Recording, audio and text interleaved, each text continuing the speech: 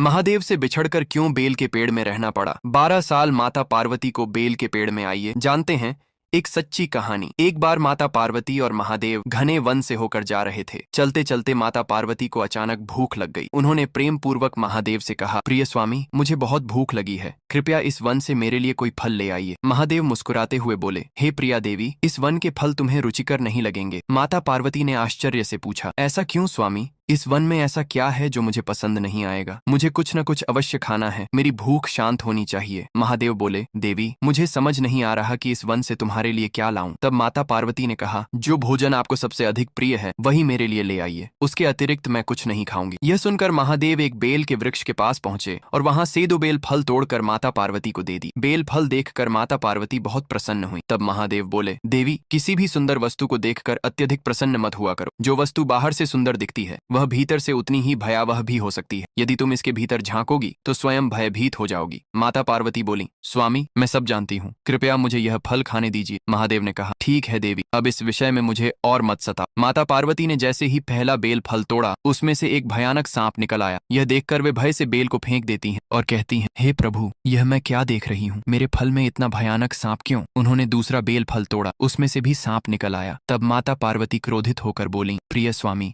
मैं जानती हूँ आप अत्यंत शक्तिशाली हैं, परंतु भूखे व्यक्ति के साथ इस प्रकार का मजाक करना उचित नहीं है। महादेव शांत स्वर में बोले, हे देवी, यह सब मैंने नहीं किया, यह तुम्हारे प्रिय पुत्र गणेश का किया हुआ है। माता पार्वती ने आश्चर्य से कहा, परंतु गणेश तो मेरे साथ नहीं है, उन्होंने ऐसा कब किया? तब महादेव बोले, देवी, यह बेल का वृक्ष पहले फल नहीं देता था। इसने एक बार तुम्हारे पुत्र गणेश से वरदान मांगा था कि यदि इसमें बेल फल लगे तो यह उनके लिए व्रत करेगा, परंतु इसने अपना व्रत पूरा नहीं किया। इस कारण क्रोधित होकर गणेश ने इसे सांप बना दिया। यह सुनकर माता पार्वती बोली, स्वामी, मैं अपने पुत्र गणेश के लिए व्रत करूंगी ताकि यह वृक्ष अपने शाप से मुक्त हो जाए। महादेव जोर से हंसते हुए बोले, हे देवी, केवल व्रत करने से यह शाप मुक्त नहीं होगा। इसके लिए तुम्हें 12 वर्षों तक इसी वृक्ष में वास करना होगा और इस दौरान तुम्हें इसके पत्तों के अतिरिक्त कुछ भी नहीं खाना होगा। माता पार्वती ने दृढ़ स्वर में कहा, मुझे यह स्वीकार है। तब महादेव भावुक होकर बोले, देवी, तुम्हारे अतिरिक्त इस धरती पर कोई भी यह तपस्या नहीं कर सकता। तुम स्वयं आदि शक्ति माँ दुर्गा हो। तुम समस्त जगत के दुख और कष्ट अपने ऊपर लेकर उनका आर्ण चुकाती हो। यह कहकर माता पार्वती उस वृक्ष में समा गईं। महादेव उस वृक्ष के नीचे बैठकर तपस्या करने लगे और करुण स्वर में बोले, मेरी अगली कथा देखने के लिए लाइक और सब्सक्राइब करें।